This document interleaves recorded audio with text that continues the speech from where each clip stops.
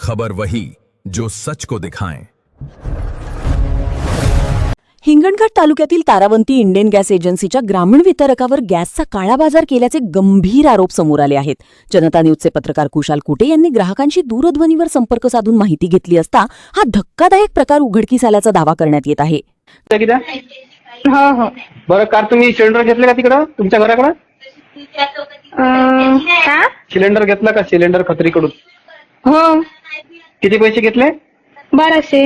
1200 रुपये घेतले का? ब्लॅक मध्ये घेतलं ना? हो. मलाही घ्यायचं होतं म्हणून म्हणलं विचारलं. कोणा घेतले अजून? इकडे आमच्या वार्डमध्ये 5-6 जणांना उचलले होते. हो का? अजून नाव एक दोघांचे? वैद्य पावडे, आम्ही, वैद्य पावडे, नितेश वैद्य. हो. नितेश वैद्य नाही घेतलं का? 1200 घेतलं ना? आमच्या वार्डातला. हो का? 1200 कार्ड नव्हते द्यायचे वाले? नाही. ठीक आहे मग.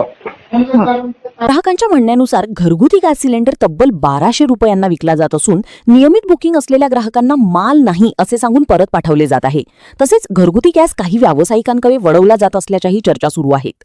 या प्रकारामुळे महिलांसह ग्रामीण ग्राहकांमध्ये संतापाची लाट उसळली असून पुरवठा अधिकारी झोपेत आहेत का असा सवाल नागरिक उपस्थित करत आहेत. या प्रकरणाची निष्पक्ष चौकशी करून दोषींवर कठोर कारवाई करावी, अन्यथा तीव्र आंदोलन छेडण्याचा इशारा नागरिकांनी दिला आहे. प्रतिनिधी खुशाल कुटे, नंदुरी, जनता न्यूज सेलू.